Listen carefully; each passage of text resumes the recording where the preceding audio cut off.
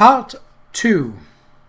As was only natural under the circumstances, this piquant debating finally got into print in the form of the letters to the Arkham Advertiser, some of which were copied in the press of those Vermont regions whence the flood stories came. The Rutland Herald gave half a page of extracts from the letters on both sides, while the Brattleboro Reformer reprinted one of my long historical and mythological summaries in full, with some accompanying comments in the Pendrifter's thoughtful column, which supported and applauded my skeptical conclusions. By the spring of 1928, I was almost a well-known figure in Vermont, notwithstanding the fact that I had never, ever set foot in the state. Then came the challenging letters from Henry Akeley, which impressed me so profoundly, and which took me for the first and last time to that fascinating realm of crowded green precipices and muttering forest streams. Most of what I know of Henry Wentworth Akeley was gathered by correspondence with his neighbors, and with his only son in California after my experience in his lonely farmhouse. He was, I discovered, the last representative on his home soil of a long, locally distinguished line of jurists, administrators, and gentlemen agriculturists. In him, however, the family mentality had veered away from practical affairs to pure scholarship, so that he had been a notable student of mathematics, astronomy, biology, anthropology, and folklore at the University of Vermont. I had never previously heard of him, and he did not give many autobiographical details in his communications. But from the first I saw, he was a man of character, education, and intelligence, albeit a recluse with very little worldly sophistication. Despite the incredible nature of what he claimed, I could not help at once taking Akeley more seriously than I had taken any of the other challengers of my views. For one thing, he was really close to the actual phenomena, visible and tangible, that he speculated so grotesquely about, and for another thing, he was amazingly willing to leave his conclusions in a tentative state like a true man of science. He had no personal preferences to advance, and was always guided by what he took to be solid evidence. Of course, I began by considering him mistaken, but gave him credit for being intelligently mistaken. And at no time did I emulate some of his friends, attributing his ideas and his fears of the lonely green hills to insanity. I could see that there was a great deal to this man, and knew what he reported must surely come from strange circumstance deserving of investigation, however little it might have to do with the fantastic causes he assigned. Later on I received from him certain material proofs which placed the matter on a somewhat different and bewilderingly bizarre basis. I cannot do better than transcribe in full, so far as this possible, the long letter in which Akeley introduced himself, and which formed such an important landmark in my own intellectual history. It is no longer in my possession, but my memory holds almost every word in its portentous message, and again I affirm my confidence in the sanity of the man who wrote it. Here is the text, a text which reached me in the cramped, archaic-looking scrawl of one who had obviously not mingled much with the world during his sedate, scholarly life. R.F.D., 2nd edition, Townsend, Winham County, Vermont, 5th of May, 1928. Albert N. Wilmarth, Esquire, 118 Saltonstall Street, Arkham, Massachusetts. My dear sir, I have read with great interest the Brattleboro Reformer's reprint, April 23rd of 1928, of your letter on the recent stories of strange bodies seen floating in our flooded streams the last fall, and on the curious folklore they so well agree with. It is easy to see why an outlander would take the position you take, and even why Pendrifter agrees with you. This is the attitude generally taken by educated persons both in and out of Vermont, and was my own attitude as a young man, I am now 57. Before my studies, both general and in Davenport's book, led me to some exploring in parts of the hills hereabouts not usually visited. I was directed towards such studies by the queer old tales I used to hear from the elderly farmers of the more ignorant sort, but now I wish I had let the whole matter alone. I might say with all proper modesty that the subject of anthropology and folklore is by no means strange to me. I took a great deal of it at college, and I am familiar with most of the standard authorities such as Tyler, Lubbock, Fraser, Qa'Rajh, Murray, Osborne, Keith, Boole, G. Eliot Smith, and so on.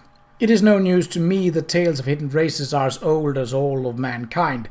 I have seen reprints of the letters from you and those agreeing with you in the Rutland Herald, and I guess I know about where your controversy stands at the present time. What I decide to say now is that I'm afraid your adversaries are nearer right than you are yourself, even though all reason seems to be on your side. They are nearer right than they realize themselves, for of course they only go by theory and cannot know what I know. If I knew as little as the manner as they, I would feel justified in believing as they do, and I, too, would be wholly on your side. You can see that I'm having a hard time getting to the point, probably because I really dread getting to the point, but the upshot of the matter is that I have certain evidence that monstrous things do indeed live in the woods and the high hills, which nobody visits. I have not seen any of the things floating in the rivers, as reported, but I have seen things like them under circumstances that I dread to repeat here. I have seen footprints, and of late have seen them nearer my home. I live in the old Akeley place, south of Townsend Village, on the side of Dark Mountain. Then I dare tell you now. And I have overheard voices in the woods at certain points that I will not even begin to describe on paper. At one place I heard them so much that I took a phonograph there with a dictaphone attachment and waxed blank, and I shall try to arrange to have you hear the record I got. I have run it on the machine for some of the old people up here, and one of the voices had nearly scared them paralyzed by reason of its likeness to a certain voice, that buzzing voice in the woods which Davenport mentions, that their grandmothers have told about and mimicked for them. I know what most people think of a man who tells about hearing voices, but before you draw any conclusions, just listen to this record and ask some of the older backwoods people what they think of it. If you can account for it normally, very well, but there must be something behind it. Ex nihilo nihil fit, you know. Now, my object in writing you is not to start an argument, but to give you information, which I think a man of your taste will find deeply interesting. This is private. Publicly, I'm on your side, for certain things show me that it does not do for people to know too much about these matters. My own studies are now wholly private, and I would not think of saying anything to attract people's attentions and cause them to visit the places that I have explored. It is true, terribly true, that there are non-human creatures watching us all the time, with spies among us gathering information. It is from a wretched man who, if he was sane, as I think he was one of those spies that I got a large part of my clues on the matter. He later killed himself, but I have reason to think that there are others now. The things come from another planet, being able to live in interstellar space and fly through it on clumsy, powerful wings which they have a way of resisting the ether, but which are too poor at steering to be of much use in helping them about on Earth. I will tell you about this later if you do not dismiss me at once as a madman. They come here to get metals from the mines that go deep under the hills, and I think I know where they came from. They will not hurt us if we let them alone, but no one can say what will happen if we get too curious about them. That is what they are afraid of. But if that happened, more would come from outside, any number of them. They could easily conquer the earth, but have not tried so far, simply because they have not needed to. They would rather leave things as they are to save bother. I think they mean to get rid of me because of what I have discovered. There is a great black stone with unknown hieroglyphics half worn away, which I have found in the woods on Round Hill east of here, and after I took it home everything became different. If they think I suspect too much, they will either kill me or take me off the earth to where they came from. They like to take away men of learning in a while to keep informed on the state of things in the human world. This leads me to my secondary purpose in addressing you, namely, to urge you to hush up the present debate rather than give it more publicity. People must be kept away from these hills, and in order to effect this, their curiosity ought not to be aroused any further. Heaven knows that there is peril enough anyway, with promoters and real estate men flooding Vermont with herds of summer people to overrun the wild places and cover the hills with cheap bungalows. I shall welcome further communication with you, and shall try to send you that phonograph record and black stone, which is so worn that photographs don't show much, by express if you are willing. I say try because I think those creatures have a way of tampering with things around here. There's a sullen, furtive fellow named Brown on a farm near the village, who I think is their spy. Little by little they are trying to cut me off from our world because I know too much about theirs. They have the most amazing way of finding out what I do. You may not even get this letter. I think I shall have to leave this part of the country and go live with my son in San Diego, California. If things get any worse, but it is not easy to give up the place where you were born in, and where your family has lived for 6 generations. Also, I would hardly dare sell this house to anybody now that the creatures have taken notice of it. They seem to be trying to get the black stone back and destroy the phonograph record, but I shall not let them if I can so help it. My great police dogs always hold them back, for there are very few here as yet, and they are clumsy in getting about. As I've said, their wings are not much use for short flights on Earth. I'm on the very brink of deciphering that stone, in a terrible way, and with your knowledge of folklore you may be able to supply the missing links enough to help me. I suppose you know all about the fearful myth antedating the coming of man to the earth, the Yog-Sothoth and Cthulhu cycles, which are hinted at in Necronomicon. I had access to a copy of that once, and hear that you have one in your college library under lock and key. To conclude, Mr. Wilmarth, I think that with our respective studies we can be very useful to each other. I don't wish to put you in any peril, and I suppose I ought to warn you that possession of the stone and the record won't be very safe. But I think you will find any risk worth running for the sake of knowledge. I will drive down to Newfane or Brattleboro to send whatever you authorize me to send, and for the express office there are more to be trusted. I might say that I live quite alone now, since I can't keep hired help anymore. They won't stay because of the things that try to get near the house at night, that keep the dogs barking continually. I'm glad I didn't get as deep as into this business while my wife was alive, for that would have driven the poor lady mad. Hoping that I'm not bothering you unduly, and that you will decide to get in touch with me rather than throw this letter into the wastebasket as a madman's raving, I am yours very truly, Henry W. Akeley. P.S. I'm making some extra prints of certain photographs taken by me, which I think will help to prove a number of points I have touched on. The old people think they are monstrously true. I shall send you these very soon if you are interested. H.W.A. It would be difficult to describe my sentiment upon reading this strange document for the first time. By all ordinary rules, I ought to have laughed more loudly at these extravagancies than at the far milder theories which had previously moved me to mirth. Yet something in the tone of the letter made me take it with paradoxical seriousness.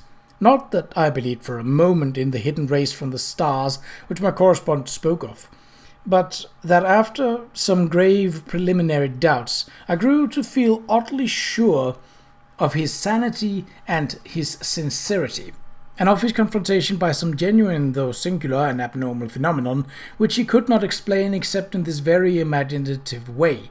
It could not be as he thought it, I reflected, yet on the other hand it could not be otherwise than worthy of at least investigation. The man seemed unduly excited and alarmed about something, but it was hard to think that all cause was lacking. He was so specific and logical in certain ways, and after all his yarn did fit in so perplexingly well with some of the old myth, even the wildest of the Indian legends. That he had really overheard disturbing voices in the hill and had really found the black stone he spoke about was wholly possible, despite the crazy inferences he had made, inferences probably suggested by the man who had claimed to be a spy of the outer beings and had later killed himself. It was easy to deduce that this man must have been wholly insane, but that he probably had a streak of perverse outward logic, which made the naive Akeley, already prepared for such things by his folklore studies, believe his tale. As for the latest development, it appeared from his inability to keep hired help that Akeley's humbler rustic neighbours were as convinced as he that his house was besieged by uncanny things at night. The dogs really barked, too. And then the matter of that phonograph record, which I could not but believe he had obtained in the way that he said. It must mean something, whether animal noises deceptively like human speech, or the speech of some hidden night-haunting human being decayed to a state not much above that of a lower animal. From this my thoughts went back to the black hieroglyphed stone, and to speculations upon what it might mean. Then, too, what of the photographs which Akeley said he was about to send, and which the old people had found so convincingly terrible? As I reread the cramped handwriting, I felt, as I've never had before, that my credulous opponents might have more on their side than I had initially conceded.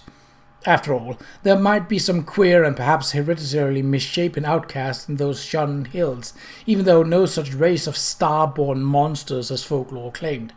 And if there were, then the presence of strange bodies in the flooded streams would not be wholly beyond belief. Was it too presumptuous to suppose that both the old legends and the recent reports had this much of reality behind them? But even as I harbored these doubts, I felt ashamed that so fantastic a piece of bizarrerie as Henry Akeley's wild letter had brought them up. In the end, I answered Akeley's letter, adopting a tone of friendly interest and soliciting further particulars. His reply came almost by return mail and contained, true to promise, a number of Kodak views of scenes and objects illustrating what he had to tell. Glancing at these pictures, I took them from the envelope. I felt a curious sense of fright and nearness to forbidden things, for in spite of the vagueness of most of them, and they had a damnably suggestive power which was intensified by the fact of their being genuine photographs, actual optical links with what they portrayed, and the product of an impersonal transmitting process without prejudice, fallibility, or mendacity. The more I looked at them, the more I saw that my serious estimate of Akeley and his story had not been unjustified. Certainly, these pictures carried conclusive evidence of something in the Vermont hills, which was at least vastly outside the radius of our common knowledge and of our common belief. The worst thing of all was the footprint. A view taken where the sun shone on a mud patch somewhere in a deserted upland. This was no cheaply counterfeited thing, I could see at a glance, for the sharply defined pebbles and grass blades in the field of vision gave a clear index of scale and left no possibility of a tricky double exposure. I called the thing a footprint, but clawprint would have been more fitting. Even now I can scarcely describe it, save to say that it looked hideously crab-like, and that there seemed to be some ambiguity about its direction. It was not very deep, or a fresh print for that matter, but seemed to be about the size of an average man's foot.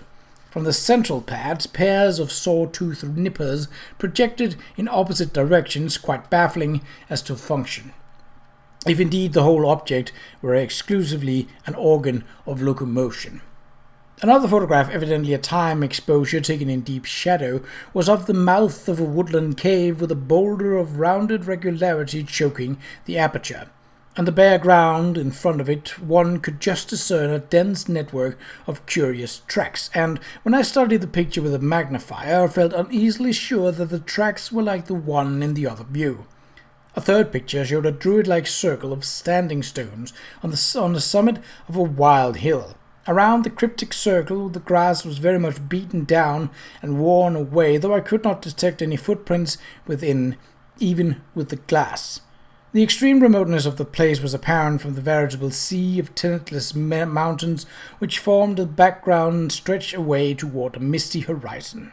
But if the most disturbing of all views was that of the footprint, the most curiously suggestive was that of the great black stone found in the Round Hill woods. Akeley had photographed it on what was evidently his study table, for I could see the rows of books and a bust of Milton in the background. The thing, nearly as one might guess, had faced the camera vertically with a somewhat irregularly curved surface of 1 by 2 feet, but to say anything definite about that surface, or about the general shape of the whole mass, almost defies the power of language. What outlandish geometrical principles had guided its cutting, for artificially cut it surely was, I could not even begin to guess, and never before had I seen anything which struck me as so strangely and unmistakably alien to this world. Of the hieroglyphics on the surface I could discern only a very few, but one or two that I did see gave rather a shock. Of course, they might be fraudulent, for others beside myself had read the monstrous and abhorred Necronomicon of the mad Arab Abdul al-Hasred, but nevertheless made me shiver to recognize certain ideographs which study had taught me to link with the most blood-curdling and blasphemous whispers of things that had had a kind of mad half-existence before the earth and the other inner worlds of the solar system were made. Of the 5 remaining pictures, 3 were of swamp and hill scenes, which seemed to bear traces of hidden and unwholesome tenancy. Another was of a queer mark in the ground very near Eagly's house, which he had said he photographed the morning after a night on which the dog had barked more violently than usual. It was very blurred, and one could really draw no certain conclusions from it, but it did seem fiendishly like that other mark or claw print photographed on the deserted upland. The final picture was of the Eagly place itself, a trim white house with 2 stories and an attic, about a century and a quarter old, and with a well-kept lawn and stone-bordered path leading up to a tastefully carved Georgian doorway. There were several huge police dogs on the lawn, squatting near a pleasant-faced man with a close-up cropped grey beard, whom I took to be Eagly himself, his own photographer, one might infer from the tube-connected bulb in his right hand. From the pictures I turned to the bulky, closely written letter itself. For the next 3 hours was immersed in a gulf of unutterable horror. Where Eagly had given only outlines before, he now entered into minute details, presenting long transcripts of words overheard in the woods at night, long accounts of monstrous pinkish forms spied in the thickets at twilight on the hills, and a terrible cosmic narrative derived from the application of profound and varied scholarship to the endless bygone discourses of the mad self-styled spy who ended up killing himself. I found myself faced by names and terms that I had heard elsewhere in the most hideous of connections: Yugoth, Great Cthulhu, Thathugua, Yog-Sothoth, R'lyeh, Nyarlathotep, Azathoth, Hastur, Yan, Leng, the Lake of Hali, Bethmora, the Yellow Sign, Lemur Cthulhus, Bran and the Mag Innominandum, and was drawn back through nameless eons and inconceivable dimensions to worlds of elder outer entity at which the crazed author of Necronomicon had only guessed in the vaguest ways. I was told of the pits of primal life and of the streams that had trickled down therefrom, and finally of the tiny rivulets from one of those streams which had become entangled with the destinies of earth. My brain whirled, and where before I had attempted to explain things away, I now began to believe in the most abnormal and incredible wonders. The array of vital evidence was damnably vast and overwhelming, and the cool scientific attitude of Eagly, an attitude removed as far as imaginable from the demented, the fanatical, the hysterical, or even the extravagantly speculative, had a tremendous effect on my thought and on my judgment.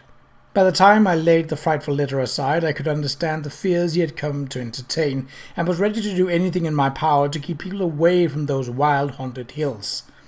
Even now, when time has dulled the impression and made me half question my own experience and horrible doubts, there are things in that letter of Eagly's which I would not quote, or even form onto words on paper.